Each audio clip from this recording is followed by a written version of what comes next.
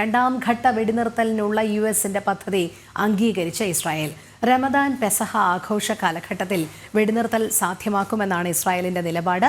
രണ്ടാം ഘട്ട വെടിനിർത്തൽ ആരംഭിക്കുന്ന ആദ്യ ആഴ്ചയിൽ ഹമാസ് ബന്ദികളിൽ പകുതി പേരെയും മോചിപ്പിക്കും. അതേസമയം വെടിനിർത്തൽ ധാരണ ഹമാസ് ഇതുവരെ അംഗീകരിച്ചിട്ടില്ല. വിവരങ്ങളുമായി ഇന്റർനാഷണൽ ഡെസ്കിൽ നിന്ന് മൈസൺ ജോസ് ചേരുന്നു. മൈസൺ, ഈ രണ്ടാം ഘട്ട വെടിനിർത്തലിനുള്ള യുഎസിന്റെ പദ്ധതി ഇസ്രായേൽ അംഗീകരിക്കുന്നുണ്ട്, പക്ഷേ ഹമാസ് അത് അംഗീകരിക്കുന്നില്ല എന്നാണ് അറിയാൻ കഴിയുന്നത്. മറ്റു വിവരങ്ങൾ?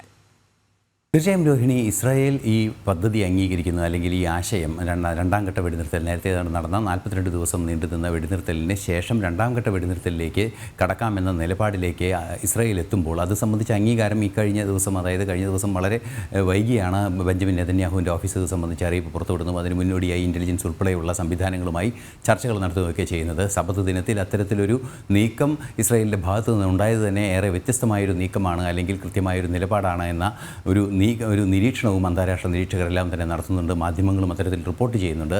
അതുപോലെ തന്നെ അത്തരത്തിൽ ഉത്തരവാദിത്വപൂർണ്ണമായൊരു സമീപനം ഇസ്രായേലിൻ്റെ ഭാഗത്തു നിന്ന് വെടിനിർത്തലിനുമായി ബന്ധപ്പെട്ടുണ്ടായിരിക്കുന്നു എന്നത് ഏറെ പ്രാധാന്യമർഹിക്കുന്നൊരു വിഷയമാണ്. ഈ വെടിനിർത്തൽ ധാരണ പ്രകാരം നമുക്കറിയാവുന്നതാണ്, നേരത്തെ സൂചിപ്പിച്ചതുപോലെ ആദ്യ ദിവസം തന്നെ വെടിനിർത്തൽ നടപ്പിലാകുന്ന ആദ്യ ദിവസം തന്നെ നിലവിൽ ഇനി ഉള്ള ബന്ദികൾ, അതായത് മരിച്ചവരുണ്ട്, അതുപോലെ തന്നെ ജീവിച്ച 60ഓളം പേർ ഉണ്ടായിരുന്നു, അതിൽ 30 പേർ മാത്രമാണ് ജീവിച്ചിരിക്കുന്നത് എന്ന കണക്കുകളെല്ലാം തന്നെ പുറത്തു വന്നിരുന്നു. ഇത് സംബന്ധിച്ചൊരു സ്ഥിരീകരണം ലഭ്യമാകുകയും അവരുടെ മൃതദേഹങ്ങൾ കൈമാറുക, മരിച്ചവരാണെങ്കിൽ അവരുടെ മൃതദേഹങ്ങൾ കൈമാറുക, ജീവിച്ചിരിക്കുന്നവരാണെങ്കിൽ അവരെ തിരിച്ചയക്കുക എന്നതാണ്. 2014 മുതൽ ഇത്തരത്തിൽ പല സമയങ്ങളിലായി ബന്ദികളായവർ ഹമാസിൻ്റെ നിയന്ത്രണത്തിൽ കസ്റ്റഡിയിൽ ഗാസയിലെ പലയിടങ്ങളിലുമുണ്ട് എന്നതാണ് വസ്തുത. ആ ഒരു സാഹചര്യം നിലനിൽക്കുമ്പോൾ അവരെ മുഴുവൻ മോചിപ്പിക്കുന്നതിൻ്റെ ആദ്യഘട്ടമായി പകുതിയോളം പേരെ മോചിപ്പിക്കുകയും അവസാനം വെടിനിർത്തൽ ധാരണ അവസാനിക്കുന്നതോടെ മുഴുവൻ പേരുടെയും മോചനം സാധ്യമാക്കുകയും ചെയ്യുക എന്നതാണ് ഒരു നീക്കം. അതിനിടയിൽ സ്വാഭാവികമായും സൈനിക പിന്മാറ്റം ഉൾപ്പെടെയുള്ള നീക്കങ്ങൾ, രണ്ടാം ഘട്ട വെടിനിർത്തലിൽ എന്തൊക്കെയാണോ പദ്ധതി പ്ലാൻ ചെയ്തിരുന്നത് അതെല്ലാം തന്നെ ഒരുപോലെ നടത്താനുള്ളൊരു നീക്കങ്ങളും നടത്തിയിരുന്നു.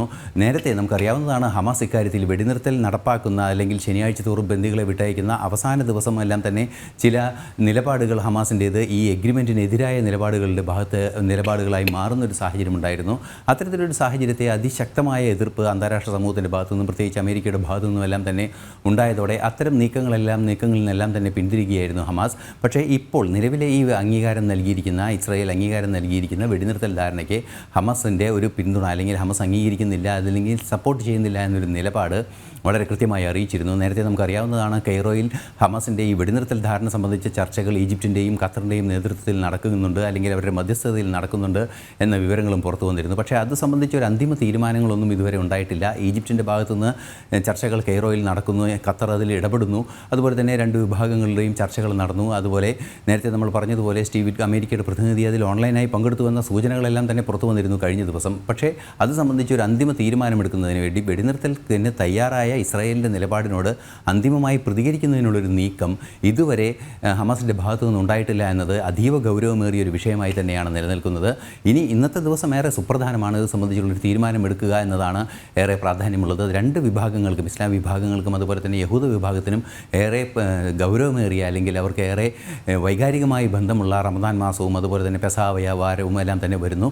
അത്തരത്തിലുള്ള ആ സാഹചര്യത്തിൽ അത് ഏപ്രിൽ 19 പെസഹ വരുന്ന സാഹചര്യം ഉണ്ടാകുന്നു. അതുപോലെ തന്നെ ഈ റമദാൻ മാസം മാർച്ചിൽ അവസാനിക്കുന്നു, റമദാൻ മാസം ആരംഭിച്ചിരിക്കുന്നു. അത്തരത്തിലുള്ള ഒരു വിശുദ്ധ മാസത്തിൻ്റെയും വിശുദ്ധ ആചരണങ്ങളുടെയും കാലത്ത് ഇത്തരത്തിൽ മാനുഷികമായൊരു പ്രവൃത്തി നടപ്പാക്കുക എന്നൊരു നീക്കം തന്നെയാണ് നിലവിൽ ഇസ്രായേലിനെ ആ ഒരു പ്രചോദനമാകുന്നത് എന്നത് വസ്തുതയാണെന്നിരിക്കെ ഹമാസിൻ്റെ ഭാഗത്തു നിന്ന് ഇക്കാര്യത്തിൽ ഒരു അനുകൂല നിലപാടില്ലാതിരിക്കുന്നു എന്നത് ഏറെ ഗൗരവമുള്ളൊരു വിഷയമാണ്. ഇന്നത്തെ ദിവസം ഇത് സംബന്ധിച്ച ചർച്ചകൾ തുടരുമെന്നും ഇന്നോ നാളെയോ ഇത് സംബന്ധിച്ചൊരു അന്തിമ തീരുമാനം ഉണ്ടാകുമെന്നും അന്താരാഷ്ട്ര നിരീക്ഷകരെല്ലാം തന്നെ പ്രതീക്ഷിക്കുന്നുണ്ട്. എങ്കിൽ കൂടി അത് കാത്തിരുന്ന് കാണേണ്ടതുണ്ട് എന്നതാണ് യാഥാർത്ഥ്യം. എന്ത് തന്നെയായാലും നിലവിലെ സാഹചര്യത്തിൽ ഇസ്രായേൽ രണ്ടാം ഘട്ട വെടിനിർത്തലിന് ഇസ്രായേൽ തയ്യാറായിരിക്കുന്നു. നേരത്തെ വെടിനിർത്തൽ ചർച്ചകൾ ആരംഭിക്കണമെന്ന് ഹമാസ് ആവശ്യപ്പെട്ടിരുന്ന എല്ലാ ബന്ദികളുടെയും, അതായത് കരാർ പ്രകാരമുള്ള നിലവിലെ 2023 പിടികൂടിയ ബന്ദികളെ മുഴുവൻ വിട്ടയച്ചതിന് തൊട്ടു പിന്നാലെ ഇത്തരത്തിൽ എല്ലാവരുടെയും മോചനം നടന്ന സാഹചര്യത്തിൽ രണ്ടാം ഘട്ട വെടിനിർത്തലിന് തയ്യാറാകണമെന്ന വ്യവസ്ഥ ഉടൻ തന്നെ നടപ്പാക്കണമെന്നാണ് ഹമാസ് ആവശ്യപ്പെട്ടിരുന്നതെങ്കിൽ, അതനുസരിച്ചാണ് ചർച്ചകൾ നടന്നിരുന്നതെങ്കിൽ, ഇപ്പോൾ അത്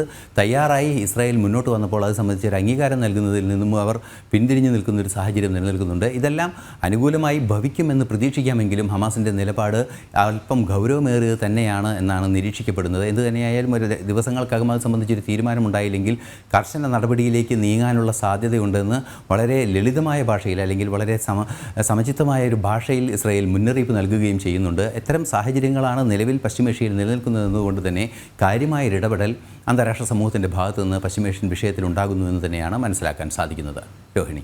ശരി, ഐസൻ ജോസാണ് വിവരങ്ങൾ നൽകിയത്. എന്തായാലും രണ്ടാം ഘട്ട വെടിനിർത്തലിനുള്ള യുഎസിന്റെ പദ്ധതി അംഗീകരിച്ച ഇസ്രായേൽ റമദാൻ പെസഹ ആഘോഷ കാലഘട്ടത്തിൽ വെടിനിർത്തൽ സാധ്യമാക്കും എന്നാണ് ഇസ്രായേലിന്റെ നിലപാട്. രണ്ടാം ഘട്ട വെടിനിർത്തൽ ആരംഭിക്കുന്ന ആദ്യ ആഴ്ചയിൽ തന്നെ ഹമാസ് ബന്ദികളിൽ പകുതി പേരെയും മോചിപ്പിക്കും എന്നുള്ള വിശ്വാസവും അവർ വച്ചു പുലർത്തുന്നുണ്ട്. അതേസമയം വെടിനിർത്തൽ ധാരണ ഹമാസ് ഇതുവരെ അംഗീകരിച്ചിട്ടില്ല എന്നുള്ളതാണ് വസ്തുത. ഐസൻ ജോസാണ് വിവരങ്ങൾ നൽകിയത്.